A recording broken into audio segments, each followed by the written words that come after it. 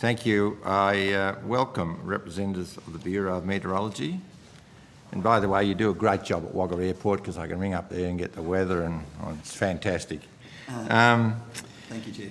I remind senators that the Senate has resolved that an officer of the Department of the Commonwealth of the State shall not be asked to give opinions on matters of policy and shall be given reasonable opportunity to refer questions asked of the officer to superior officers or to a minister.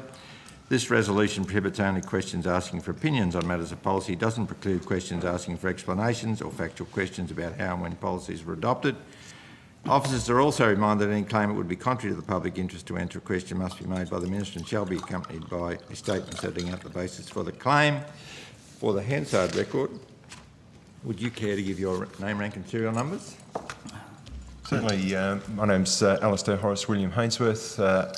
I am the Assistant Director of Weather Services for the Bureau of Meteorology. And I'm Barry Handstrom. I'm the Regional Director of the Bureau of Meteorology in New South Wales. And I'm Gordon Jackson. I'm the Manager, Aviation and Defence Weather Services. The Bureau has recently lodged a submission with the committee. Do you want to make any amendments or alterations to that? No. Would you care to make an opening statement? Just like to make some comments for the benefit of the committee, which would set the scene regarding the particular meteorological hazard, which in this case was low cloud. Norfolk Island is prone to the incidence of low cloud. On average, if you flew into Norfolk Island, about 10% of the time you'd find that cloud was below the alternate minima for that airport. But on the particular night of this event, the cloud base was around 200 feet. That's a very rare event indeed. The likelihood of encountering a cloud base of 200 feet is less than 1% or 1 in 100. And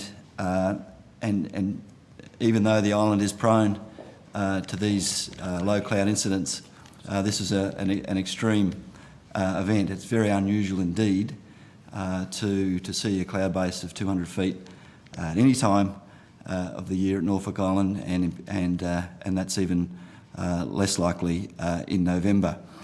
The incidence of low cloud has a maximum during the warmer months of the year, and that's when the warm sea surface temperatures surrounding the island increase. So this adds to the available moisture in the air and raises the incidence or the likelihood of the incidence of low cloud. So the most prone period during the year is really the summer months from December through to February. So these are particularly low odds of encountering cloud this low. It's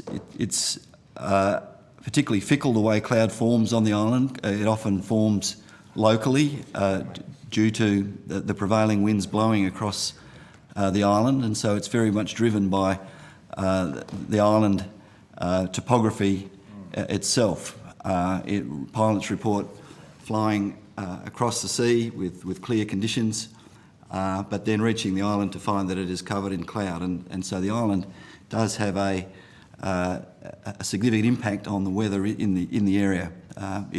It lifts the cloud, resulting in quite often a low cloud base over the island, which doesn't occur in the surrounding areas. So go on.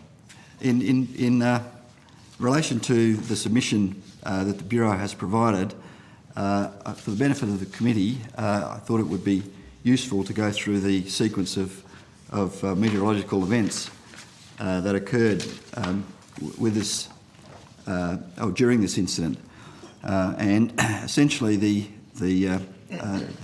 chronology is provided as part of the Table that? this is included, Chair, in the submission. So, and I have copies here extra copies if you'd like. Yeah, you've got that. Yeah. So just running through the sequence of observed and forecast weather on the day in the period from around 04:30 to 06:30 UTC, and I'll refer to UTC times here. The cloud base was around 2,500 feet with a few lower patches. At 04:37, the routine aerodrome forecast was issued for Norfolk Island, valid for the period from 0600 to 2400.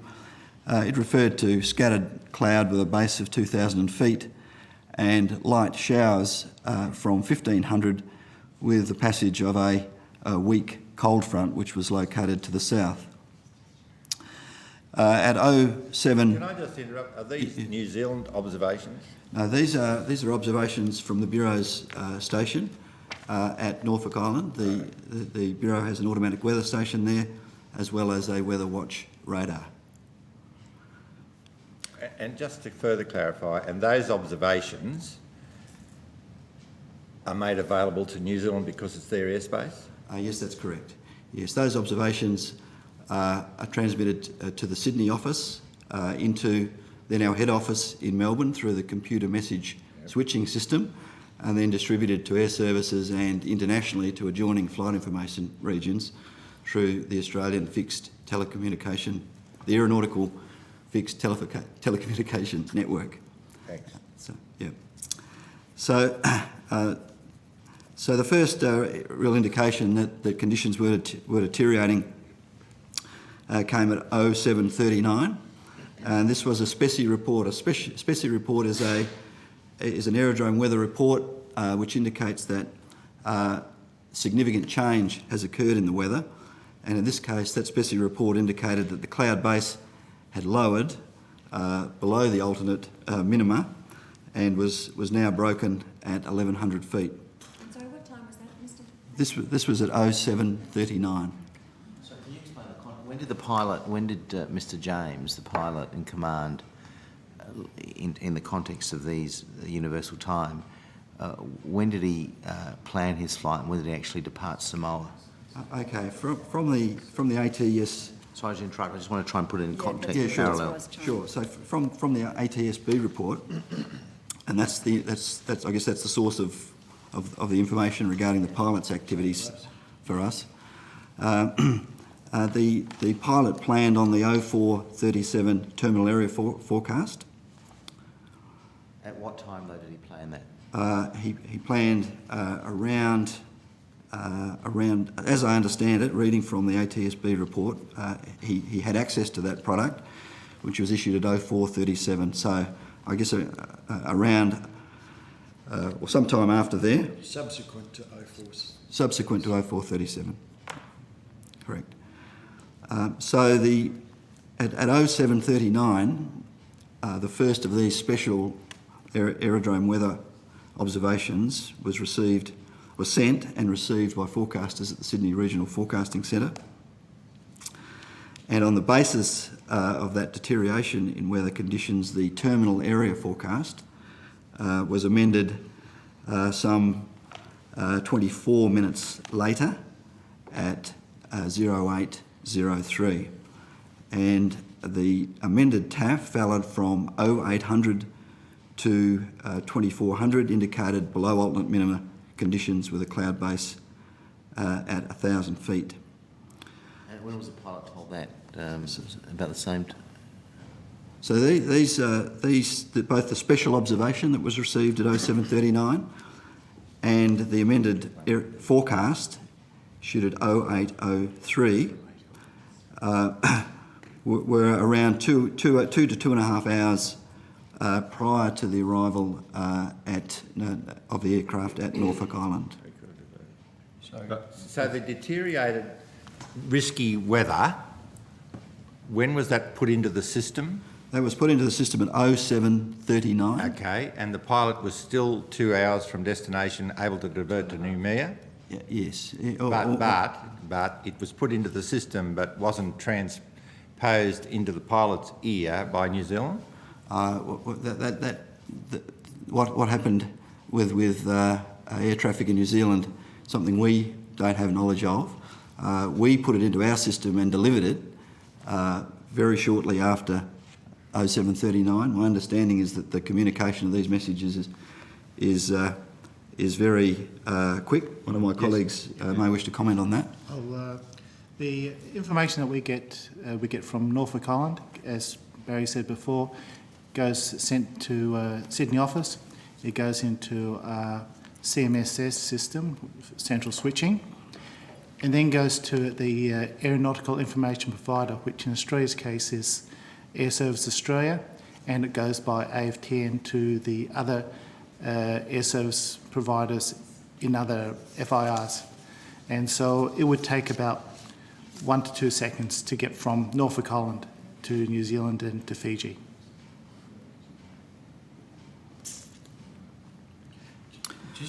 You said that at 8:03 you got more information, but in your evidence you just said that from 0800 as there was an amended forecast. Was it? Yes, so it was valid from 0800 to 2400, but the actual issue time was 0803. So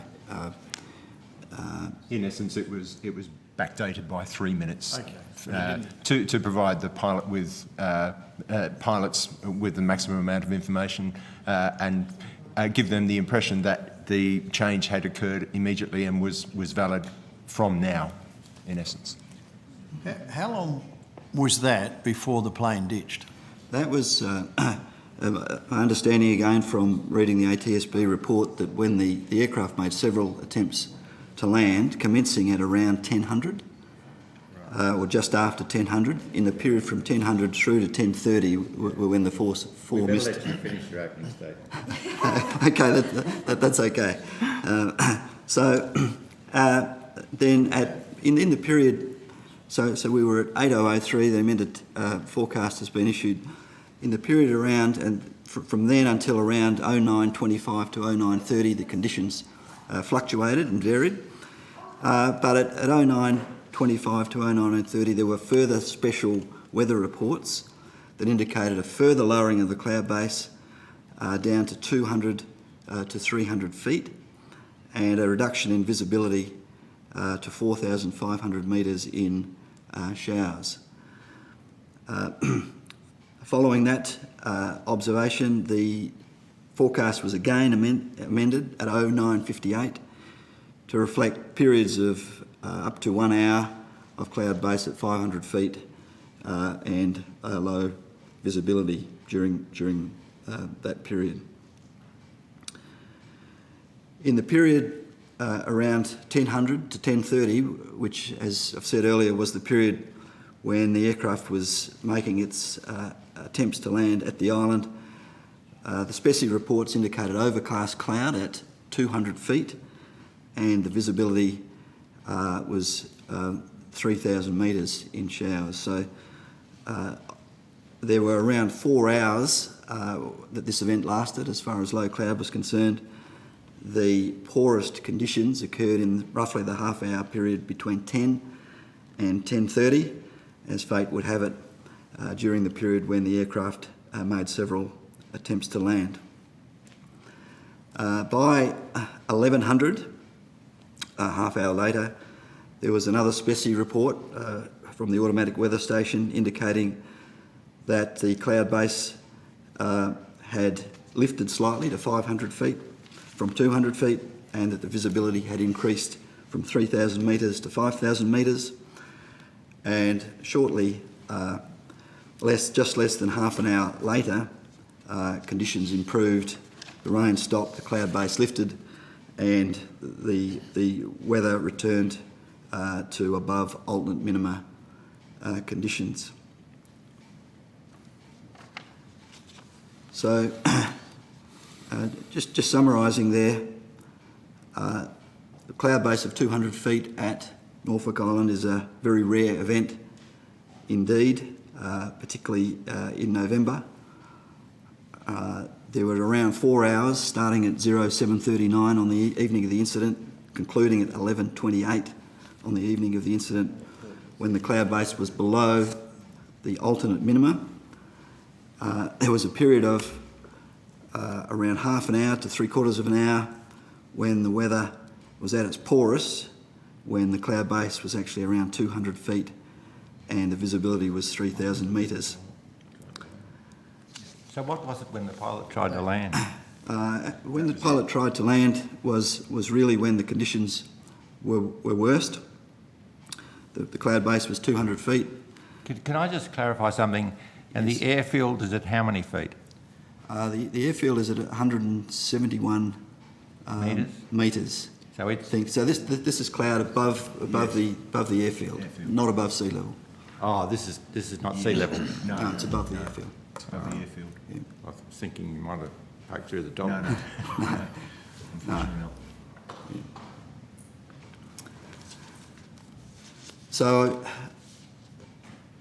that's really the summary of the events that occurred on the evening. Also in the Bureau's submission is some information related to the weather radar at the time, which shows some very weak and light shower activity around. There were no thunderstorms associated with this storm. There was no particular severe turbulence.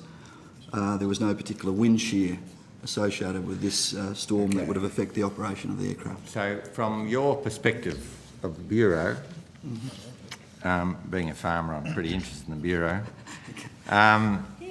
You pass on, bloody handy, your information to Air Services Australia, and then your responsibility ceases. Yes, the Bureau doesn't have responsibility to provide or... Sure, it gets to the... Yes, that's right. No, I know that they should, but we're just clarifying that. Yes, yes. So our role is to get the information to our So I'm services. sure that Senator Fawcett's got some very patient questions for you. Thanks, Chair. Gentlemen, thank you. Again, just trying to step back to the holistic system here of what might have prevented the accident. One of the key points that came out was that when the Fijian authorities transmitted just after 0800 the updated report which indicated the deterioration in the weather, it appears as though it was garbled, but there was no attempt made to actually clarify it, which goes to perhaps a mindset that the initial TAF was good, the first report given at 0800 was good, and there doesn't appear to have been the awareness of how variable Norfolk Island is. Can you just outline for me, in the training materials that the Bureau of Met provide to the aviation community, and I know you used to have 2 fine blue manuals that looked at meteorology in general and aviation meteorology specifically, do any of those talk about locations in our region that are known to be extremely variable? One of the, I think, really useful resources that the Bureau provides through its website is a list of station climatologies. And so in that information is the historical record of observations below certain cloud heights and also visibility below certain criteria. So whilst not explicitly referring to Norfolk Island as part of its educational material, the information is available through the Bureau's site and is accessible. And the statistics I provided in my introductory remarks are taken from that freely accessible information available online. Okay. What I'm getting at here is that for a person that has never experienced that, whatever it was, do you say 2% chance? Yeah, less than that. Less than 2% chance, that there's nothing in the training materials to flag his or her attention to that variability. In the actual product that is delivered by you to Air Services distribution, is there any annotation to things like TAFs or species that indicate that whilst this was valid, it could, at this particular station, it could vary considerably without notice? Is there any annotation to that effect? Certainly not on the product itself that's issued, no, there's not. Okay, so there's no correlation from that list of station climatologies you've talked about that would then automatically annotate particular forecasts to say, be aware, there is a huge variability that may be associated with these reports. Our products are all ICAO compliant, and so therefore products that we go out for international airports such as Norfolk Island have to be in the ICAO standard format, and so there's no additional annotation on the products. Sure, I accept that. Doesn't stop us working with ICAO to change that if indeed that's required.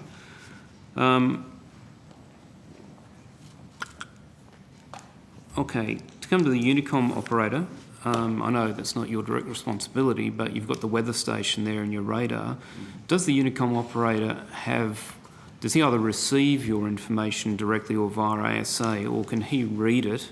Is he in a position to actually see the raw data coming from your weather station at Norfolk?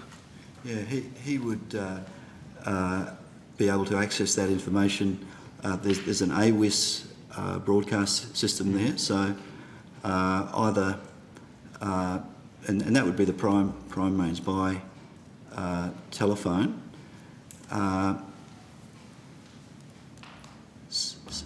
Yes. He would have access to the radar either through the website or indeed they may have a direct feed there, but certainly through the website. So for that person, the Unicom operator, to become an approved observer, recognised by CASA or the Bureau of Met, what additional training would be required? What kind of a burden would that be on the Norfolk community for that person to be an approved observer as opposed to just the Unicom operator? Yeah, sure. The procedure which is now in place is that they will be required to do a pre-reading, then a 1 week training course, and then also an additional 1 week of actually observations. So all up, it just takes about 2 weeks actual dedicated observer training plus some pre-reading, which they require. And that authorisation will be for about 2 to 3 years. We're actually finalising the new procedures now and the validity period of that. Is it your understanding, and this may not be within the scope of your remit, but is it your understanding that the reason the Unicom operator didn't contact the aircraft via HF was because he wasn't licensed to use the HF, or because he wasn't an approved observer? I don't think... Yeah. No, I don't think we're aware of that. No. Okay. Thank you. Thanks, Chair. Thank you. Thank you, Chair. Further to Senator Forster's line of questioning, with such serious weather at Norfolk Island, because it can get pretty ugly pretty quickly there, why depend on an automatic weather station and a narrow radar signal rather than on human observations on the ground, in terms of what's conveyed to Air Services Australia? Yeah, look, the automatic weather station has a oscillometer and vismeter, and that is really the standard by which observations are provided to the aviation industry around Australia. Most airports that aircraft operate into have an automatic weather station with oscillometer and vismeter as the standard means of reporting, and that equipment performed very well and very reliably on the night of the incident and provided very rapid update of information to our forecasting staff in Sydney. So you're saying, but in terms of Senator Fawcett's final set of questions to you, you don't see any point in the person on the ground having the ability to communicate directly to the pilot in command? I think Mr Hainsworth is saying no. That's not what we said. No. No, so I'm just trying to clarify. No, we don't see value in our weather observer broadcasting directly to aircraft. Our role is to... I understand that, but alternatively, whether we value in the person on the ground giving information directly to either the Bureau, so that in turn can go to Air Services Australia, or to Air Traffic Control in New Zealand or Fiji or wherever the space is controlled. The AWS has also got an AWIS system which actually broadcasts the weather observation. So a pilot within a certain distance off the island can actually get the observations automatically using HF radio, which is the same way as the observer would be able to transmit the information. So is there an automatic repeater arrangement? So there's a broadcast system at Norfolk Island so that they can actually just dial up the frequency. But it's an Yes, automatic automatically. repeating. It automatically repeats. And therefore, the observation is available 24 hours a day, 7 days a week, and it updates on a minute-by-minute basis. It provides more information than could possibly be provided by a manual observer. But in terms of the forecasting, the status quo of the forecasting at Norfolk Island, then why does the AIP use them, quote, with caution? Is that your understanding? Sorry, AIP, Senator? The Aeronautical Information Publication. Well, I think probably the basis of that is that an automatic weather station has a single point of cloud base, where it seeks the cloud base is from a single point over the airfield. And there are occasions where you could have situations where the cloud is simply over that one point, or indeed where there is no cloud over that single point, which might be seen by a manual observer. So that could be the reason why they indicate. So you can't tune in as you can here and onto the radar and say, oh shit, Mildura, there's cloud out there and down at Wangaratta. And Well, no, not necessarily like that. It means that it's a point, it's a laser that looks vertically. yeah, but my point being is that the Bureau's arrangements in Norfolk Island are very localised. They're not looking out. Does the weather come from east to west or just forms locally? It can, in the winter months, it often comes from, as it does in southern Australia, from west Sorry, west to west. west to east. Yeah, yes. But in the summer months, it can also come from the north and east as the influence of the monsoon. And how far out have you got the capacity to pick up the weather? Only just at the airfield, or? Well, we have a weather watch radar. In the range of that radar, if there was heavy rain around, would be of the order of maybe 150 to 200 kilometres in a radius around the island. Could you clear this up for me, gentlemen? You're familiar with the ATSB report on the 22nd of February 2000 about the reliability of Norfolk Island forecasts? Yes. And there was a recommendation issued to the Bureau of Meteorology, and it's headed safety. The subject is reliability of Norfolk Island forecasts, safety deficiency. The meteorological forecasts for Norfolk Island are not sufficiently reliable on some occasions to prevent pilots having to carry out unplanned diversions or holding. And then it lists a number of incidents, including some pretty large passenger aircraft, a BAE 146, and you're familiar with that particular report. Yes. Now, that was back almost 13 years ago. Yeah. Can you tell us what has changed as a result of that ATSB recommendation issued to the Bureau since the 22nd of February 2000? Okay, so one of the recommendations in that report was for the Bureau to consider, that the Bureau would consider installing a weather radar at Norfolk Island. And that was done? That did happen. And when did that happen? In 2003. Right. And other recommendations? Other recommendations related to the way in which weather information was passed to weather forecasters. In 2002, a ceilometer and visibility meter was installed on the island, which transmits its information automatically and immediately to forecasters.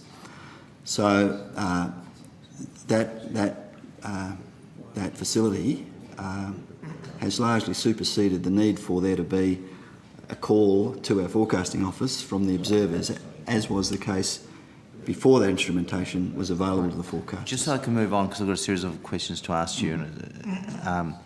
Could you, on notice, provide details of the recommendations issued back on the 22nd of February 2000, Yes. the extent to which they've been carried out? Yes. And if so, on what date?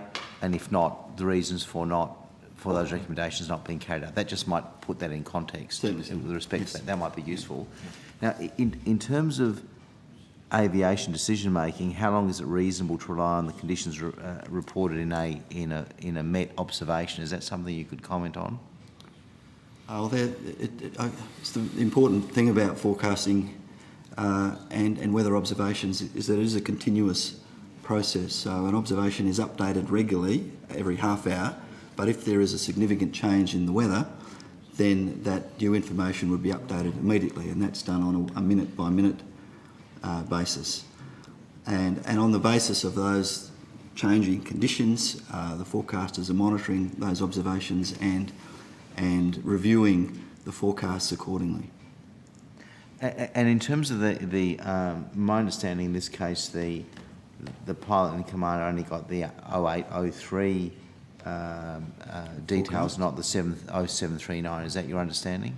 Again, not. But you did your job by providing both the 0739 and the 0803. So the 0739 special observation was issued, Yeah. and then at 0803 that was followed by an amendment to the terminal area forecast for Norfolk Island. In your submission at page 1, you say that amendments to a TAF are issued in the event that one or more of the forecast elements described above varies by an amount that is significant to operations at the aerodrome. Yeah. Right? So my question is, what are the weather triggers for terminal area forecasts TAF amendment, and what are the standard amendment timeframes once those significant variations are reported? Okay, in the case of Norfolk Island, the important cloud base is the alternate minima, which is 1,169 feet. So as soon as the observed at Norfolk Island. At Norfolk Island, so because it's above, I think, Senator Hefner. It's how many feet above sea level the aerodrome? The aerodrome's around 500 feet above the aerodrome, but all of these heights are in reference to the aerodrome, not mean. Oh, sorry. Okay. Yeah. Yes. Yep. Okay. So can I just follow on from that? Also in your submission, you say when the forecast or actual conditions at an airfield decrease below the alternate minima, yes, aircraft flying to that airfield must either carry fuel for flight to an alternate airfield or fuel to allow the aircraft to remain airborne until the weather improves sufficiently for a safe landing to be conducted. Now what does the Bureau base that must statement on, and how does that work for an unforecast deteriorations in the weather? Yes, that statement came out of the ATSB report in 2000. So that's not a Bureau statement. That's really a statement of fact about the way in which the Bureau observations and forecasts are used by aviation. Okay, so but the word must has come into it since that 2000 report of the ATSB. No, that is Air Services in regulation. Okay. It's the wording that they used. Yes. And that's been ATSB. since 2000? Since the Longer. Yes, longer? much longer. Yeah, much longer. Okay, Yeah. all right. Now, how does the Bureau monitor the accuracy of the AWIS cloud-based and coverage, whether it's scattered, broken, etc., detection? I mean, what is relevant performance of equipment on Norfolk now and at the time of ditching? Is there any difference in the performance of the equipment now compared to 2009? No, it's the same equipment that's in So place. there's no change in equipment? No change to the equipment. No. And you don't think any change in equipment, I mean, could you have different equipment there that could make a difference in terms of accuracy of forecasting? Look, it's difficult to say. I mean, there's obviously a limit. If we had observations all over the island, we may improve the forecast slightly, but the observation we have there is representative of the conditions at the aerodrome and reflects the conditions adequately for forecasting. And perhaps you may want to take this on notice. How does the Bureau monitor the accuracy of forecasts on Norfolk Island and, say, Christmas Island? I mean, is there a similar way of determining it? Is it identical, or are there any differences? Yes, we maintain a verification system within the Bureau that monitors the accuracy of our terminal area forecasts for all terminal area forecasts that we issue within Australia. Sure. So that includes Lord Howe, Norfolk, Cocos, Christmas Island. Just going back a second, is it your understanding, maybe it's outside your purview, but did the pilot in command only get the 0800 details, not the 0803? What's your understanding? That's a separate issue. I think it's not appropriate to ask that. Could I just ask a couple of questions?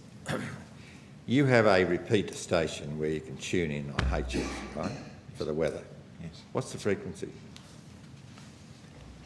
I think we'll have to get back to you on that one.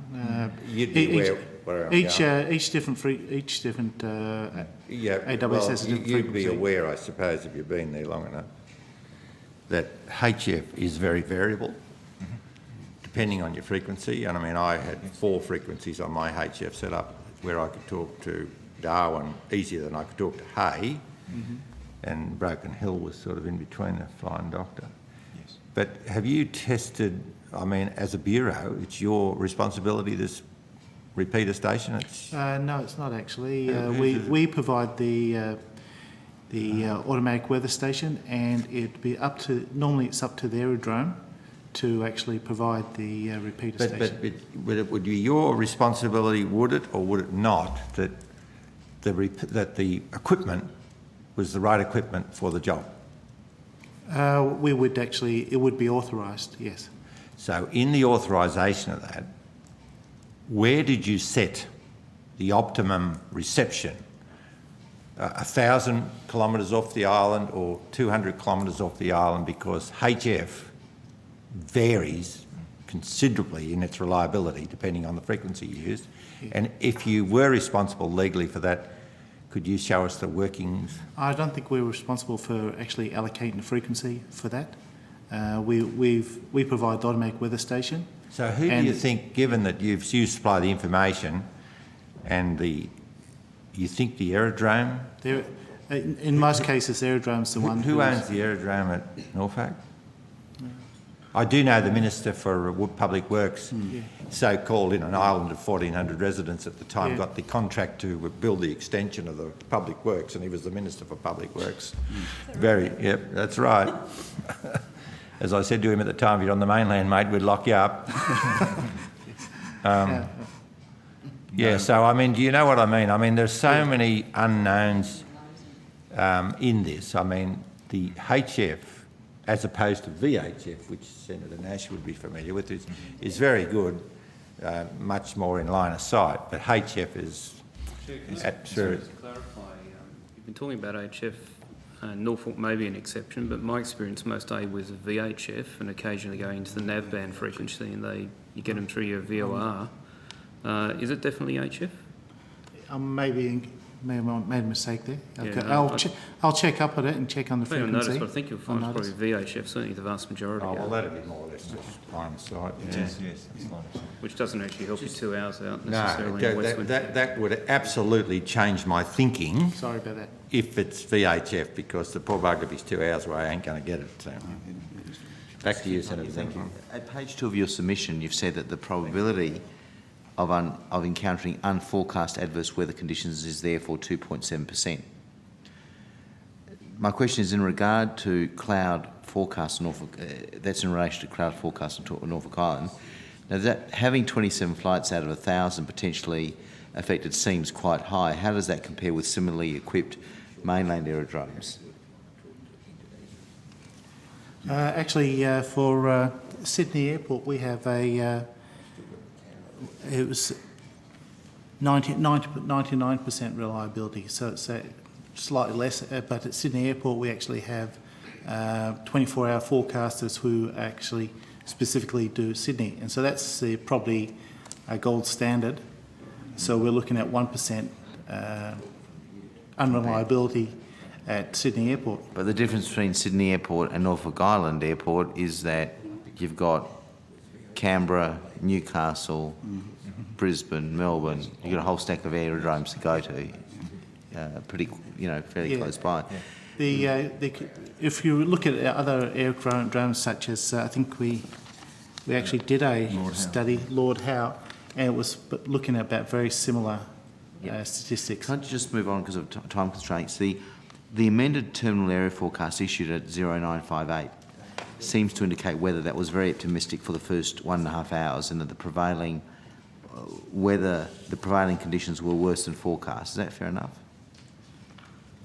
0958, the TAF was amended, valid 1000 to 2400, to indicate periods of 1 hour of cloud at 500 feet and visibility 4,000 metres occurring. But in other words, the prevailing conditions were worse than forecast. The cloud base was worse than forecast. It was around 300 feet lower than indicated in that amended. Yeah, sure. forecast. So what I'm trying, and this is not a trick question, I'm just trying to understand this. Would that show up in your statistics as a bad forecast, or was the fact that it was a good forecast for the last 12 and a half hours outweigh the first 1.5 hours? In other words, how does that, Mr. Hainsworth is smiling, I'm just trying to understand how statistically it works out. Yeah. Yeah. The verification of these things is extraordinarily complicated because we're always updating the forecast. And Yes, so when is it a good or a bad forecast? Do you take it on average, or how bad the weather is? I mean, you know, I'll be guided by Senator Fawcett on this, but I'm just trying to work out if you've got if you've got a good forecast for 12 and a half hours, and then the last 1.5, does that outweigh the last 1.5 hours? No, we assessed the first 12 and a half hours and then the last 1.5 hours. So every hour we're making a comparison between what the forecast was. How do you weight it, though? Do you weight it? No, it's not weighted. There's no way. So then it would outweigh, the first 12 and a half would outweigh the last hour and a half, wouldn't it? Just The fact that it is below alternate minima would indicate, and if it was unforecast below alternate minima, it would show up in the verification statistics that this is a period where the forecast has failed. Yeah. Regardless of whether it's an amended forecast or a routine forecast, it would indicate within the statistics that it was a bad forecast. For that period of time, rather than an overall analysis. That's right. Yes, we look at it so that we can identify the percentage of time that it is below alternate minima or forecast to be below alternate minima. We can assess that from those statistics, but it's not weighted to say, oh, you know, the vast majority of the time, you know, it's fine. No, we do look at the period where it is actually below alternate minima. Can you just going back quickly to what Senator Heffernan was asking? I've just had a message from a pilot, because a few pilots are listening into this or watching it. And in terms of the VHF and HF frequencies that you can tune into, can you tell us what that frequency is? Because this pilot tells me he can't find it. Is that something that's readily easy to be able to tune into, or to be able to locate? We'd have to get back to you on the frequency. Yeah, but how does can a pilot readily find that? The pilot should be, the frequency should be in IRSA. Should be, sorry? In the... Yeah. Document published by Air Services, the pilots can look up, and it's got all the frequencies. Okay, thank you. So that's where it should be. Yeah. Just if you can just confirm that. You provided examples in your submission of infrared satellite images. Do they show high or low level cloud? I'm sorry, I'm not experienced in these issues. I'm just trying to work. They show the temperatures of the cloud tops, Senator. So in that image where you see a very bright colours or white shades, then they're very cold clouds and therefore very deep and likely to be associated with quite heavy rain or thunderstorms. Where you see those those grey shades, then they're comparatively warmer cloud tops, which are lower, and it would be less clear looking at that satellite image whether or not the cloud had the potential to produce rain, in fact. So that would be a condensation. Yeah, so does that mean that high level cloud, excuse my ignorance on these issues, but does that mean that high level cloud obscures low level cloud? Yes, it does. So what conclusion would you expect a pilot flying to Norfolk Island to draw from the 10:30 UTC satellite picture? The conclusion you would draw is that there is a band of cloud. It doesn't look particularly deep, but there's no information from that image itself related to just exactly what the cloud base might be with that cloud. It simply would say that there is a layer of cloud, not particularly deep, but it doesn't provide the sort of information about how high the cloud base would be, for example. So what is that? So in a nutshell, what conclusion do you think is reasonable for a pilot to take from that 10:30 image? I think the message would be that there's a weak frontal cloud boundary that's passing the area, but there's not much more information about the surface weather conditions than that. It really is just a tool, I guess, to get an overall impression about, you know, what the major weather systems are in the area. So do you have a different responsibility or different thinking? I mean, is there an ILS at Norfolk Island? I don't think there is. No, I don't think so. So the reporting requirements for somewhere, a speck in the ocean where there's no ILS, would be sort of different in terms of thinking to one Noumea where there is. You don't have to worry about that? No, like I say, our role is to just to forecast. Your description of dirty weather, I'd probably use a different word, but dirty weather for somewhere where there wasn't an ILS would be no different to where there was an ILS. No. We're there to forecast the weather conditions as we see them and are forecasting them. We don't take into account what landing systems are there. But just further to what the Chair asked, I mean, you provide examples of the weather radar picture. I mean, relatively speaking, the 10:30 radar picture seems quite benign, yet conditions at the airfield were pretty awful. Is that a fair summary? Yes. I mean, excuse my ignorance on these things, but how does that come about? Well, I mean, what conclusion would you expect a flight flying to Norfolk Island to draw from that 10:30 UTC radar picture? That's the role of the professional meteorologists that are providing the forecast to make that interpretation and to translate that weather data, of which there are many sources, and satellite imagery is one, into the forecast that the pilot would access and make direct reference to. Wouldn't you have to have input into the condensation level to be able to predict that? Yes. And do you? Yes. At Norfolk Island? At all of our aerodromes we do forecasting for. Because, as you know, fog. Yeah. So the Bureau's staffing at Norfolk and Christmas Islands, what's the current position in those two places? Okay, at Norfolk Island there are 3 observing staff rostered on duty from around 7 o'clock in the morning through until... Is that at 4 o'clock sometimes, unless they're on leave? It can be as early as 4 a.m? Normally it's 7 a.m. 7 a.m, right? 7 a.m, 6 to 7 a.m, yeah. It's a lazy job. And Christmas Island's the same? Christmas Island, I'm afraid I'm not in a position to comment. We have no Bureau observers on Christmas Island. Okay. On Cocos Island we do, but not on Christmas Island. So now, what are Australia's obligations and protocols for the transfer of met information to the aviation met providers of neighbouring countries? Can you tell us? Well, we actually transmit to all our observations and weather forecasts to neighbouring countries through the Aeronautical Fixed Telecommunication Network, AFTN. Okay, so it's not handled by Air Services on your behalf, you do it directly? We actually put the addresses on it and it goes out. It may actually go, I'm not clear on this, if it actually goes through Air Services before it goes out or it goes directly from us. But either way, we put the addresses on it, which to go to overseas countries. Yeah. And just broadly, what sort of research does the Bureau conduct on aviation met issues? I mean, is there much research, you know, what sort of research programs are there? What's the ongoing research on aviation met issues? Yep. We have quite a bit of research on, it's funded by the aviation industry on for fog and for thunderstorms. And there's not one at the moment for low cloud, but we have had it in the past. Would low cloud be irrelevant? Would that be an important issue, do you think, to look at?